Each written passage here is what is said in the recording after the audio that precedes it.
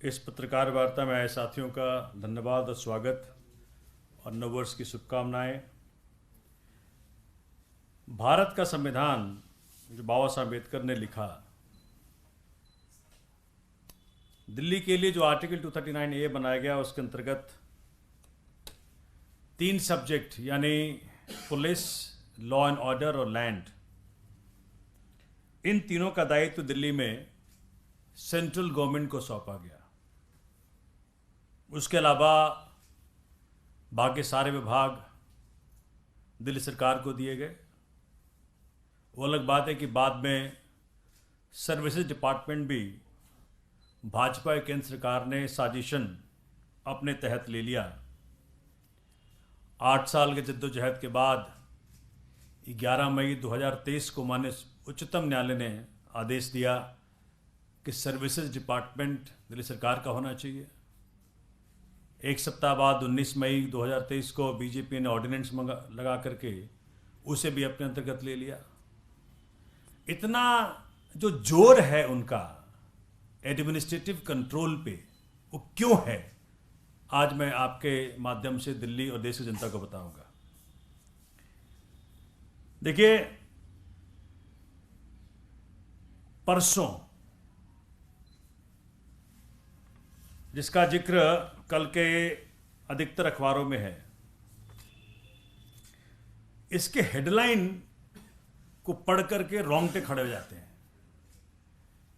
लेकिन कहीं भी मुझे किसी भी टीवी चैनल पे इसका जिक्र नहीं आया। इसलिए आज मैं प्रेस कॉन्फ्रेंस कर रहा हूं। इसका हेडलाइन मैं पढ़ के बता रहा हूं, उसका तो मैं डिटेल दूंगा। ये दैनिक जागरण में छपा है कि पैसे लेने के बावजूद एसएचओ नहीं बनाने पर इंस्पेक्टरों ने किया हंगामा। विशेष आयुक्त के घर हंगामे से पैसे लेकर एसएचओ बनाने के कयासों पे मुहर। हम सब जानते थे, सुनते थे, मार्केट में अफवाह बहुत जोरों से है और सालों से है कि दिल्ली के एसएचओ पद की नीलामी होती है, बोली लगाई जाती है। एक मूवी बनी थी इसके ऊपर कि आपको चांदनी चौक का बनना है तो इतना पैसा, यहां का बनना है तो उतना पैसा, और दिल्ली में बनना है तो उसका इतना पैसा। वो आज इसका प्रमाण अपने हाथ में आ गया।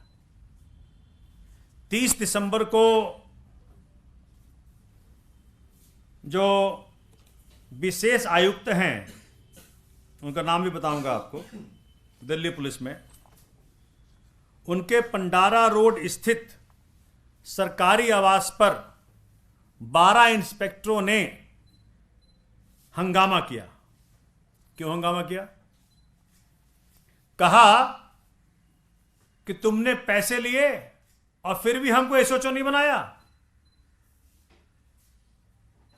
मैं माननीय एलजी साहब और माननीय गृह मंत्री से पूछना चाहता हूं कि अब तक इस पर सीबीआई इंक्वायरी क्यों नहीं बैठी? अब तक इस पर ईडी को क्यों नहीं भेजा गया?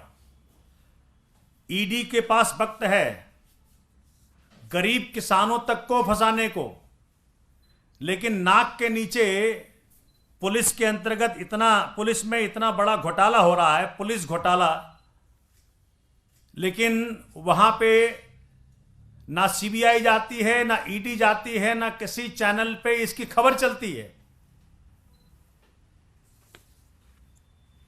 समाचार ये कह रहा है कि जिनके घर हंगामा हुआ उनका,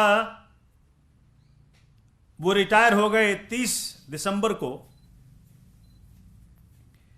एक बीच में कोई दलाल रखा हुआ था उन्होंने। समाचार के माध्यम से ये भी जानकारी मिल रही है कि वो जो दलाल है वो भी इंस्पेक्टर है, और इन स्पेशल कमिश्नर साहब और इस धंधे के बीच में कड़ी है।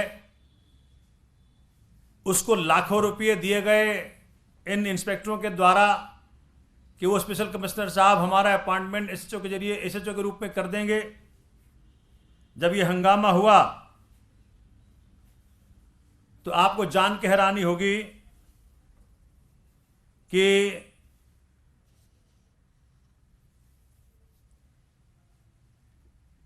कमिश्नर ऑफ पुलिस के ऑफिस से ओएसडी डीसीपी मनीषी चंद्रा और एक अन्य डीसीपी को मौके पर भेजा गया। उन्होंने गुस्साए इंस्पेक्टरों को समझाने का प्रयत्न किया और उसके बाद कुछ इंस्पेक्टरों के पैसे घूस के वापस कर दिए गए। क्या तांडव चल रहा है दिल्ली के अंदर? इस पे कब होगा एक्शन? और बाकियों को 5 जनवरी का समय दिया गया। और तो और देखिए किस प्रकार से एविडेंस खत्म करने की बात चल रही है। उनमें से एक इंस्पेक्टर ने 100 नंबर पे कॉल किया। वो कॉल ऑफिशियल रिकॉर्ड पे नहीं जाए, इसके लिए एक प्रोसेस के माध्यम से उसको ग्रीन चिट करार देकर के सेंट्रल कंट्रोल कमांड रूम के रिकॉर्ड पर नहीं लाया गया।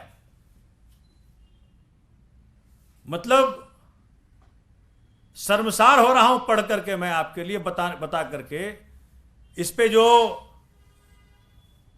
ढिंढोरा पीटते हैं कि हम एंटी करप्शन के पक्षधर हैं, भ्रष्टाचार के विरोध में हैं, बंगाल पहुंच जाते हैं, पंजाब पहुंच जाते हैं, तमिलनाडु पहुंच जाते हैं, लेकिन दिल्ली में जो नाक के नीचे हो रहा है वहां नहीं पहुंच पाते हैं।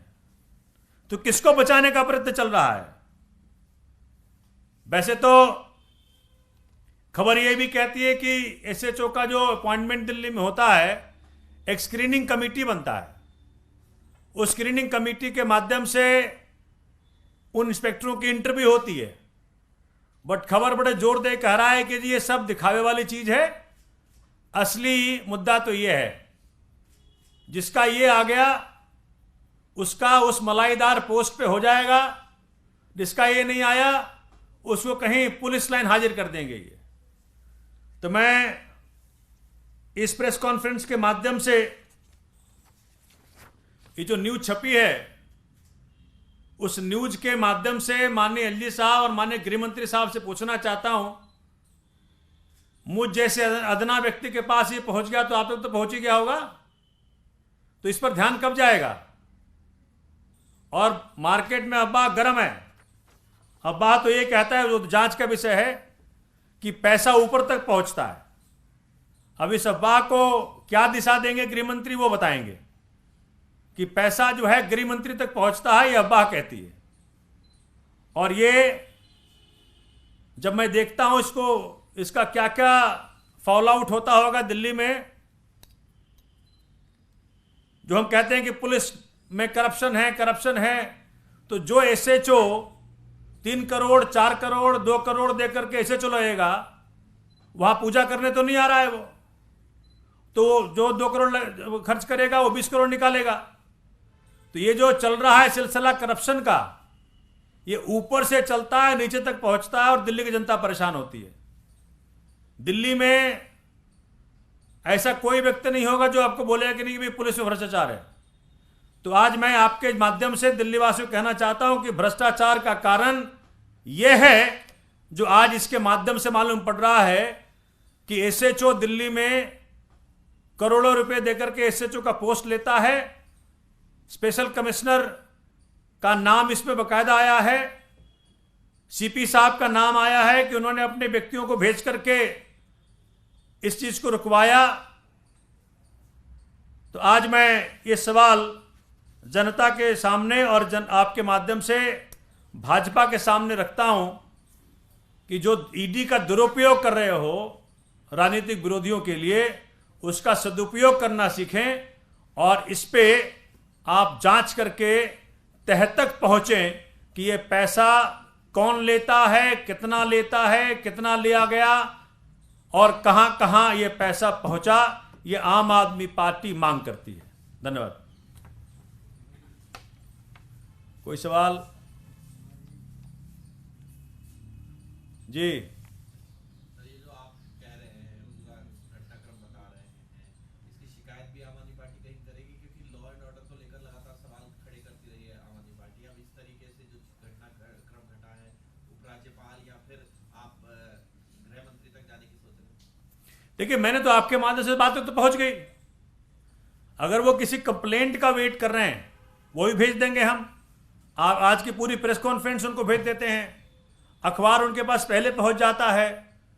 भाई, जहां केस होता नहीं वहां ईडी पहुंच जाती है, लेकिन जहां ये सेंट्रल दिल्ली में भ्रष्टाचार का इस प्रकार से तांडव हुआ है, अगर वो मामला नहीं पहुंचा है तो ये तो दुर्भाग्य वाली बात है। एक विभाग जो उनके जरिए काम करता है, पुलिस, लॉ एंड ऑर्डर, आज दिल्लीवासी इस बात को लेकर के पीड़ित है, क्षुब्ध है कि जिस पुलिस के एसएचओ का अपॉइंटमेंट के लिए करोड़ों रुपए रिश्वत जाती है, उस एसएचओ और पुलिस के माध्यम से दिल्ली की रक्षा कितनी होगी, दिल्ली में लॉ एंड ऑर्डर कितनी बेहतर होगी, इसका कोई रॉकेट साइंस नहीं समझना।